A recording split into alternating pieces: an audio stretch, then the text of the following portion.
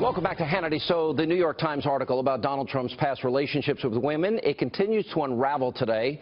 Now, yesterday, Trump's ex-girlfriend, Roanne Brewer Lane, said that her comments were spun in an attempt to make Donald Trump look bad. And tonight, Miss California USA 2009, Carrie Prejean Bowler is speaking out about how the Times used a small passage from her memoir to further their attack.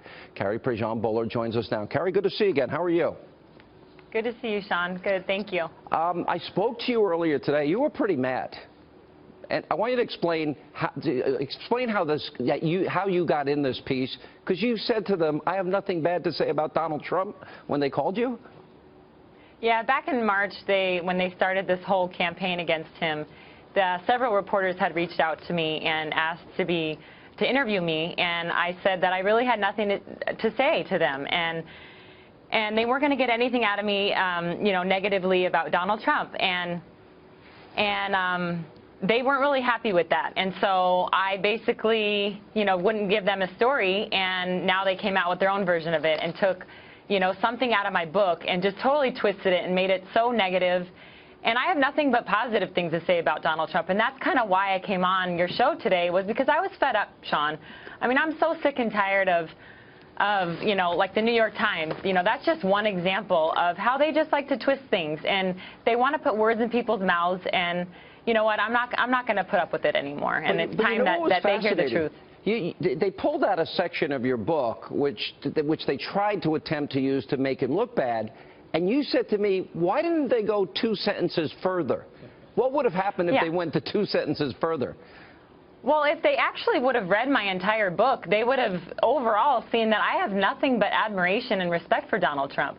I mean, he helped me tremendously. So they really weren't doing their job right. I mean, honestly, they took a little part of what happened at the beauty pageant. I mean, let's put it in context here, Sean. This was a beauty contest. I mean, they're making a big deal that he walked across the stage and was looking at us. Are you kidding me? Like, that's just ridiculous. I mean, they want to make it seem like he degrades women, and you know what? He was the owner of the Miss Universe organization for a long time, and he's helped thousands of women, and I happen to be one of them. And he gives so many women platforms. He gives them careers. He helps women tremendously, and I have nothing but respect for him. And he's done nothing but help me. He helped me write my book. After the pageant was over, he said, "Anything you want, Carrie. I want to help you in your career." And, he really stuck up for me and had my back. You know what the real question is? And I want to give you a full chance to answer this, because this is so devious what they're doing here. I now have interviewed you. We interviewed the woman that I just mentioned about just moments ago, Roanne Brewer Lane, and I interviewed another woman who was a project manager for him, who became a vice president and sold hundreds of millions of dollars in condos. She was a survivor of the war in Bosnia. What was it really like with Donald Trump? What was your experience like with him? What would you want to tell women that are being told by the New York Times and others that he's one way when in fact you say he's not? What is he really like? He genuinely wants to help people. I mean, men, women, everyone. I mean, I just happen to be in the beauty pageant world, and he helps so many women, like I said, with their careers, and he really, he stood up for me at a time where it wasn't really popular to stand up for a woman like me. I mean, I came out and said something pretty controversial, I guess, according to the left. I mean, I don't think it was that controversial, saying marriage should be between a man and a woman, but, and he stuck up for me. And I really admire that about him. He didn't need to do that, and he went out on a limb, and that shows you what type of man he is. And then he stepped up and he tried to help you after. How did he try and help you? Oh yeah, when I was sitting in his office after this whole thing happened, and he said, "Carrie, whatever you want to do, I want to make happen." And he was making phone calls right then and there in his office, and he said, "You're a great girl, Carrie, and I just want to help you out." And he did not need to do that. And I'm a very loyal person, and I would not come on here and be talking about him if I did not think highly of him. And so I owe a lot to Donald Trump, actually. I really do.